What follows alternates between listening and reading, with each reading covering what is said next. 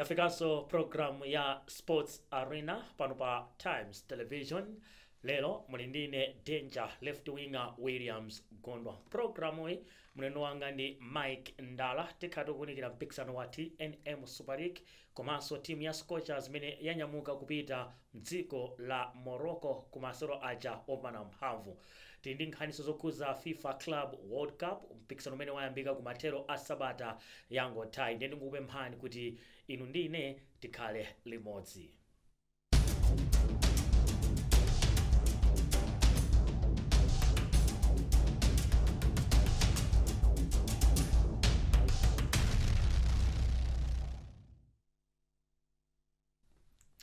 Monga ndinakambira kumayambira program ene kuti no andijoina Mike Ndala. Mike, tikulandira ku program ya ya Sports Arena. Yazikoma kwambiri Danger. Inali weekend imene TNM Super League inafika pa chindende. Yes, TNM Super League yabwereranso.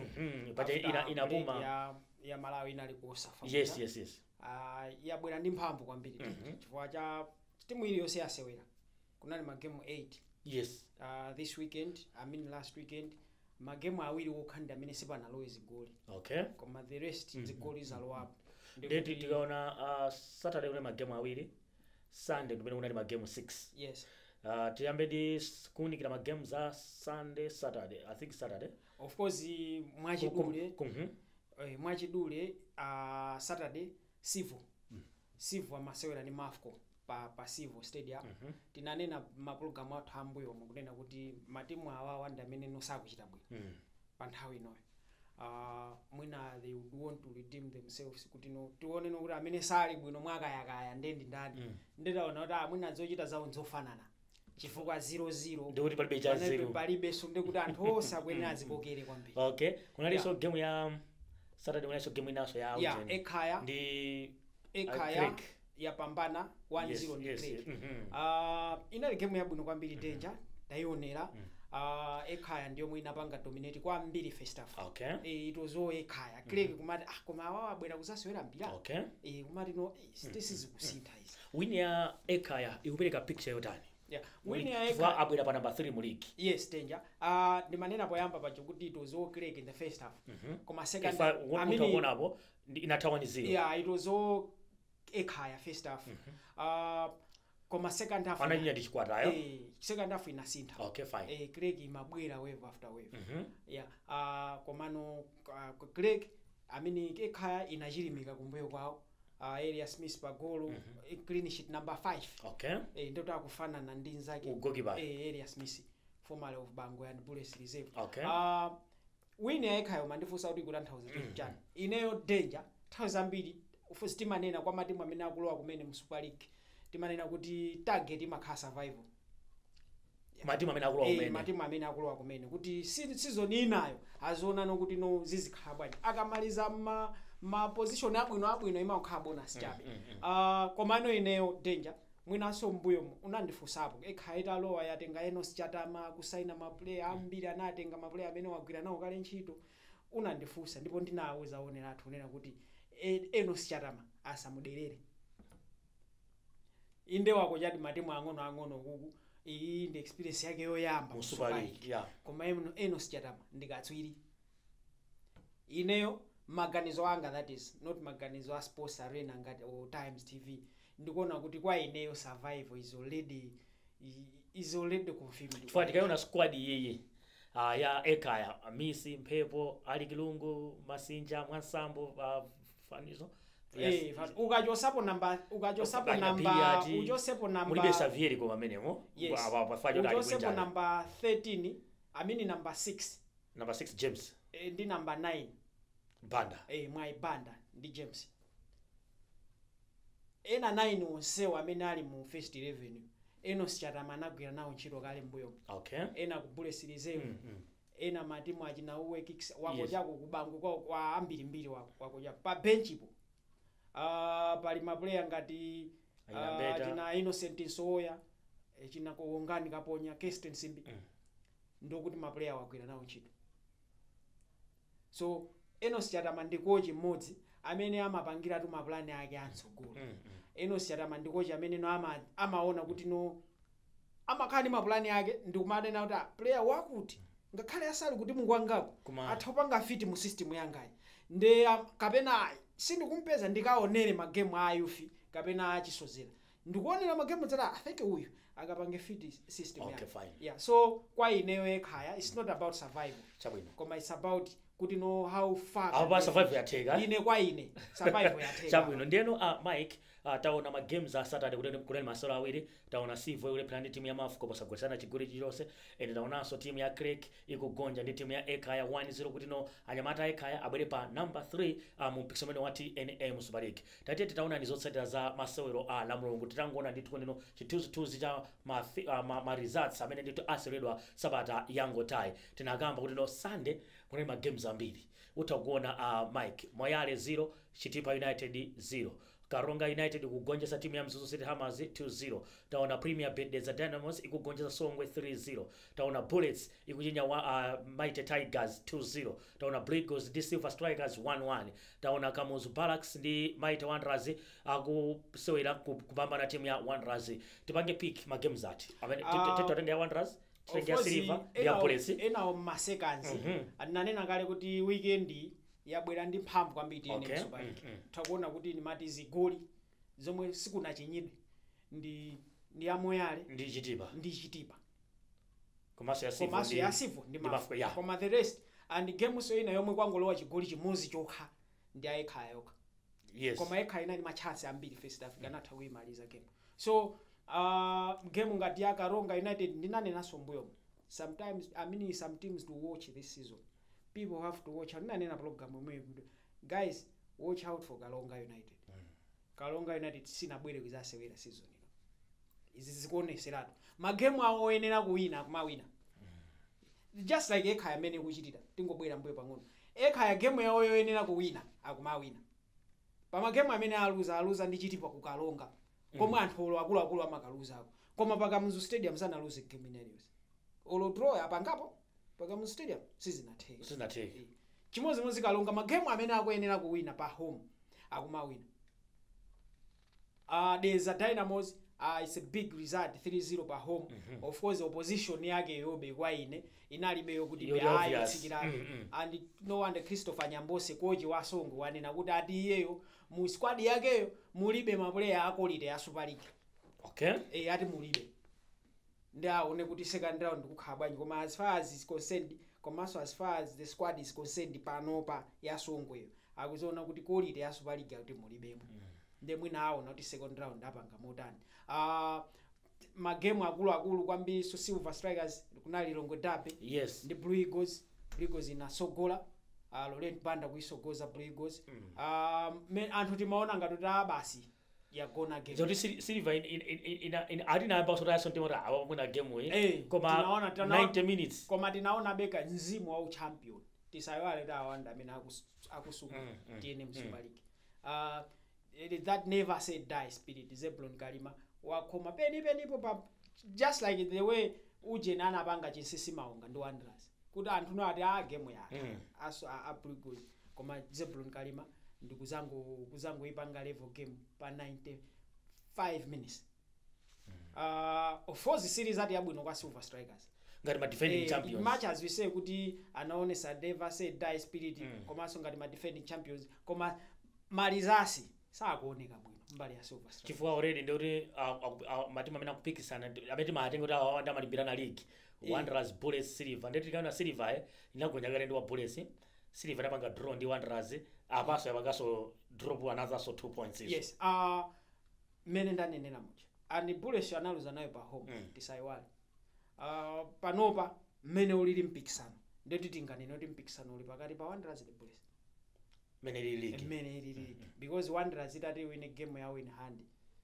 azabwera pa number 1 akuyenera kubwera pa number 1 Wanderers versus KB it's a big result for Wanderers ineyo personally I should congratulate Wanderers aunesa ntimo lino ndinanena ine magame athu program athu ambuye kunena kuti ndikufuna reaction ya Wanderers and coach Bobo Mpinganjira mwina tinavomerezana coach Swana nena tawina dabe inde koma tikufunika consistency kapena kuti zizichitika tizichitika wina lero mawaso tiwine osati tikawina lero wina ayi ndetaona kuti next game after winning the Blantyre Derby akawinaso ndi Kalonga amini Kamuzu Barracks away and game Wanderers inapanga calculate mamuvu chigawo chachiwiri yes utaona kuti no first half imayamba kuda ngawa Wanderers kanga tino sinabwere ku game yes tisaiwale kuti mpira ndi manena manthawi zonse ndi ana so KB ibe ndi anthu akulu ena ake akumadalira be kwambiri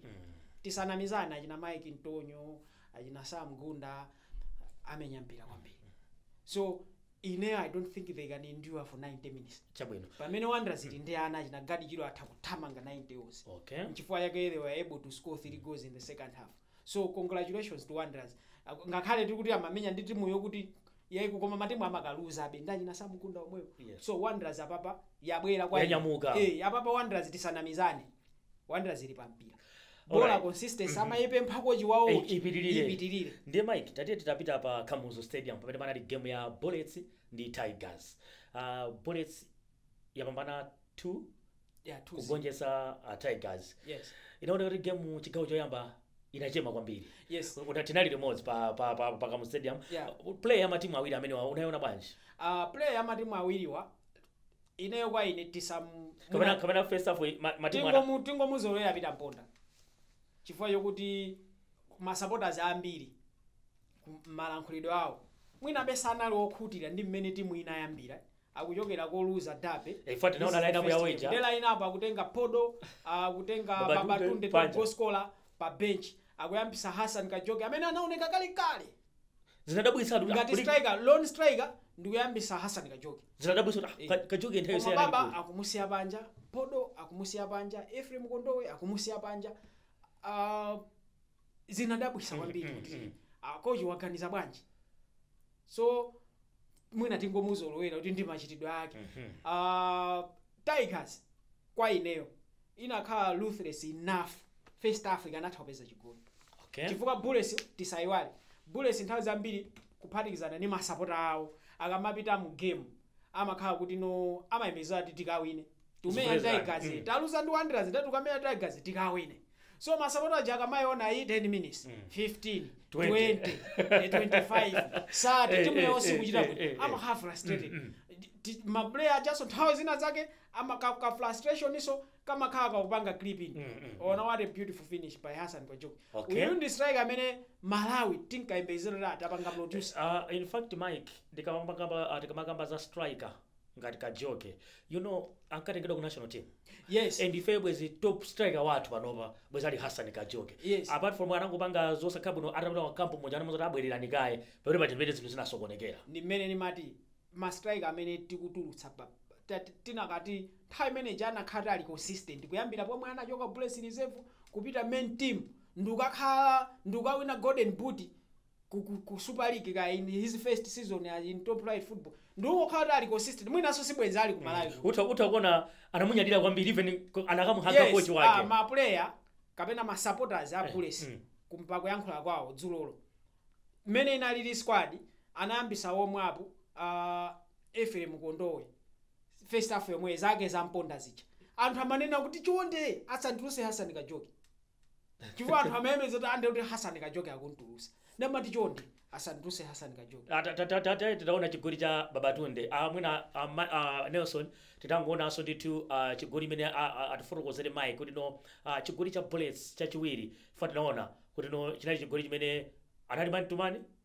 ya mpirawo anangosogoza chapakali nde uyo defender wa Tigers jersey number 15 Alex Kambili yes. ndi goalkeeper lake Tizola pa golo Alex yo amati goalkeeper aupeza sana zio kuti kumbaliko kuli Babatunde pamene goalkeeper lake amati mpira uli patali I cannot take risk ndi utama ipalibe offside chifukwa baba anachita kuchokera kumbuyo kwa fine awo amaona ngati ati limu awiri basi mpira wa gole utenge osazowa kuti wina wake ali pambali pangolowerera pakati so ndimati game icha second half chimozimozi ka frustration ibe kamabwera koma tisayole kuti Bullets ndi timu yayikulu sunga inyozere kuti basi andiwe ukamati tasandi 5 minutes kuti uthe game ili 0-0 usamanene kuti iya basi tawina kale game ayi andini malangiza matimu ngati achina Tigers asamapite ndi akamakamenya ndi Wanderers kakamenya ndi Silver Bullets asamapite ndi mzimu uja umati bora tikamenya ndi Wanderers kapena tikamenya ndi Bullets ndikumenya draw ifeyo bora tikhalire bwino azipita kuti ifeyonso tukamenya mpira nafenso tikufuna 3 points 3 points angayipeze pati mungati mwina Songwe boda titaona incident ya goalkeeper sipanebe foul pamenepo foul panalibepo komano kunali mwina kutayirira wamona Innocent zomwe anachita pene pacha panali kutayirira pakati pa goalkeeper mwina ndi ma defenders ake goalkeeper yo mwina sana yang'anire komanso chinali mwina changu cha striker mpira wanaucho saka fine anakupisa ntchito mwendo wa manzere fine so panalibe foul fine koma ndimati ndilangize matimu chonchi kuti Tigers game iyi makamaka first half anakhala kuti ndi timu yo kuti inali serious ndi cholinga kwambiri ikanatha kupeza chigoli koma kanzimu kaja komanena ati kumenya ndi Bullets TNT guys bola asati ikatha draw kusangalala ili 70 minutes 79 minutes 0-0 nkumayamba zochedwesa kamene katati kachoke mwina matimu ooneka ang'ono papepa lawo atha kumawini fa matimu akuluakulu pena amakhala ati mwina sali pampira maminisi amene tione ndithu Locktable tatipatsirani ndithu mene matimu akuchitira mene ayalira ano tsopano tiziona kuti mpikisano uli motani wayona Locktable Mike Bullets ali pa number 1 Wanderers ali pa number 2 Eka ali pa number 3 Karonga United ali pa number 4 top 4 yathu ndi imeneyoyo pansi ndi kuti ndi Chitipa United Mzuzu City Hammers komanso Songwe United mwamsangasanga tipite ku break kenako tizabwere ndi National League matimu amene sakuchita bwino Songweyo ndikuti zinthu sizikuoneka zaipiratu timu inaso yomwe yandikhumudwitsa kwambiri wano Mike timu yoti nopana 9 games sinapambane ndimene ndikuti apopo zaipiratu sizikuoneka even Mzuzu City Hammers timu yomwe yandikhumudwitsa so season ino ndi Mzuzu City Hammers timu yomwe ina last season number 4 ina chinya Wanderers ndikupusa apita ku division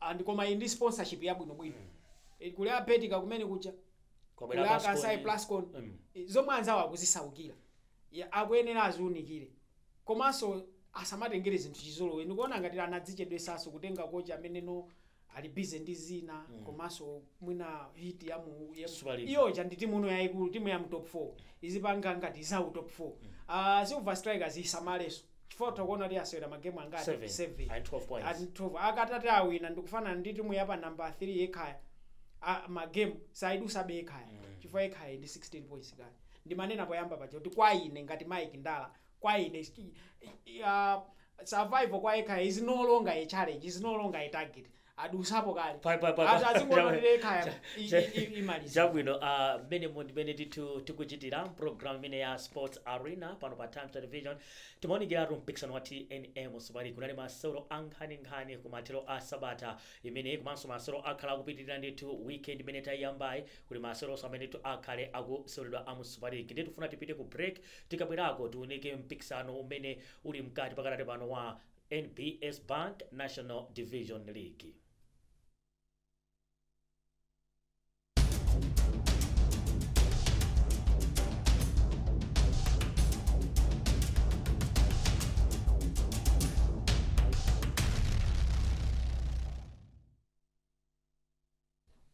Tabweranso tundi gawo lachiwiri la program ine ya Sports Arena.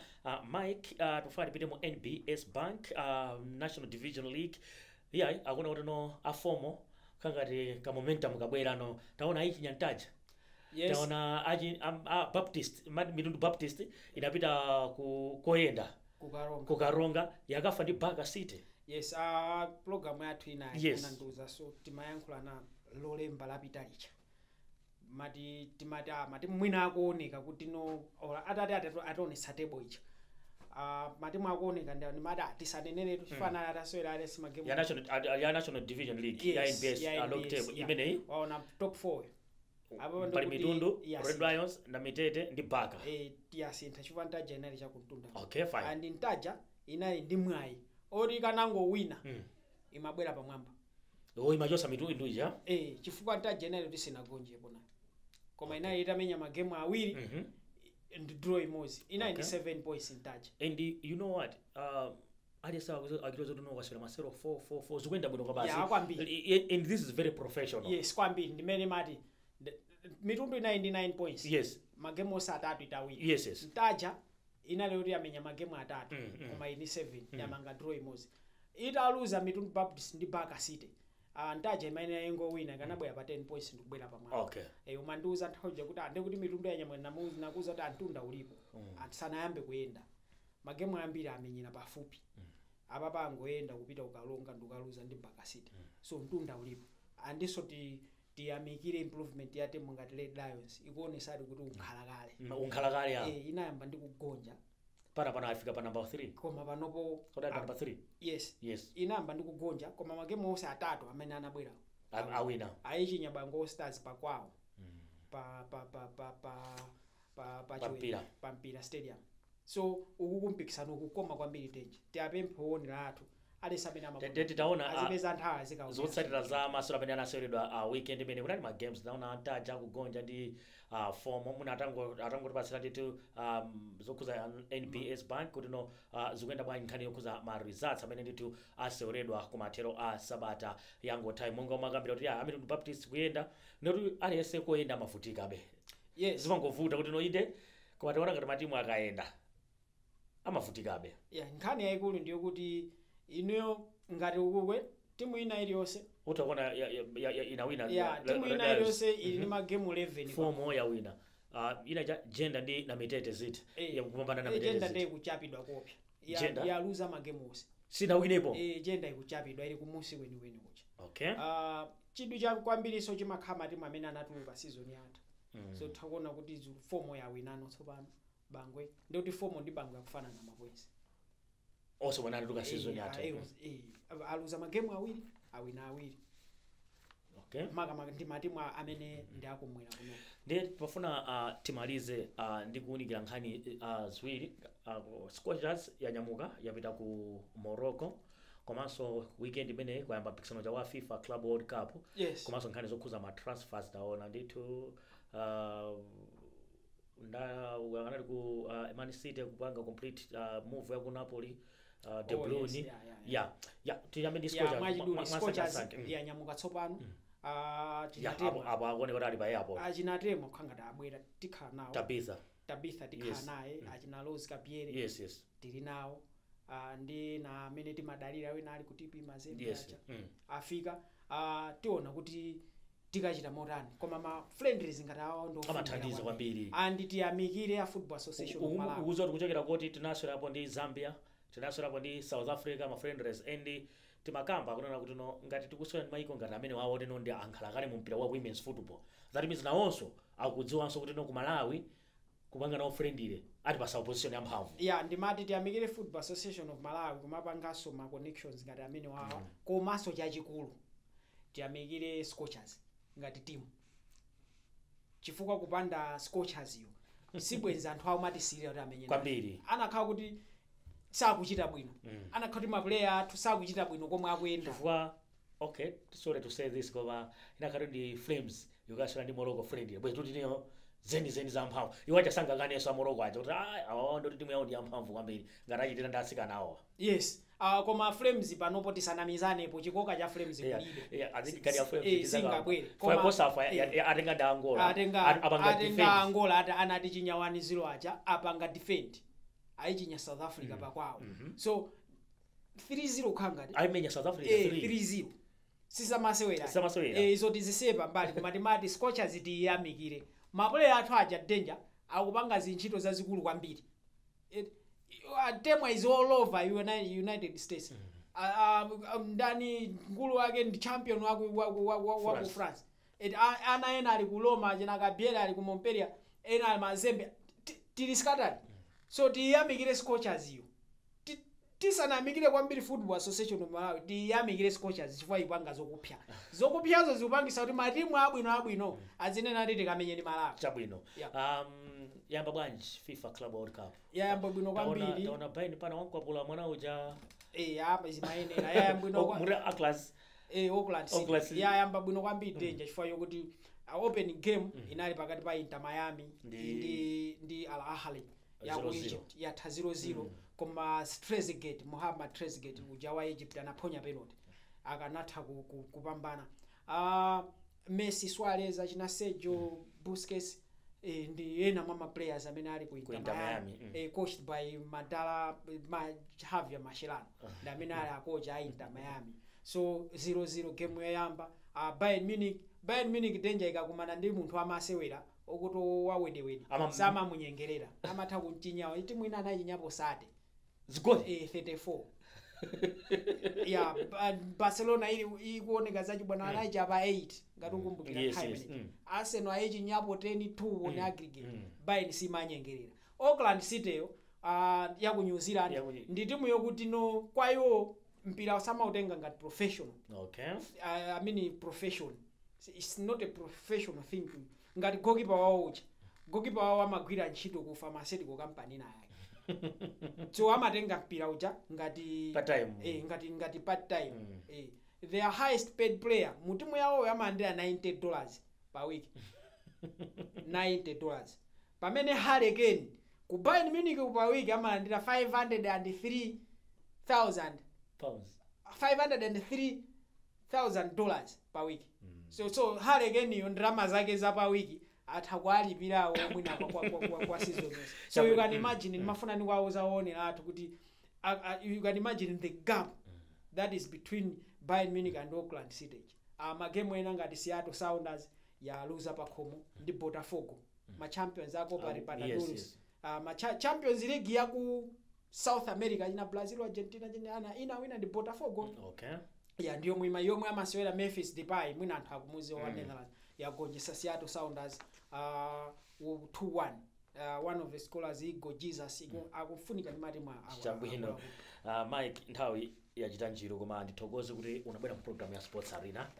Mazoti za kunjazi matsara bwino kuti ma champions ako ako America ameneko apalipirana koma yamba bwino FIFA Club World Cup tikupa kuti no atisi kenaka kapezeka abe kuti no tisangokhala ya matimu akuilo kusa ayedzeka kaya ma transfer afuna abe ma player ena. Chabwino ife tikatere tamaliza program ya Sports Arena pano pa Times Television. Lelo mlendo wanga anali Mike Ndala koma Nelson Chatuwa na mene ndito amangolera zonse kuti ife tioneke mene tikuonekeramo. Ine ndi Williams Gondwa pitizano kuonera kanema wa Times mwakumanonse.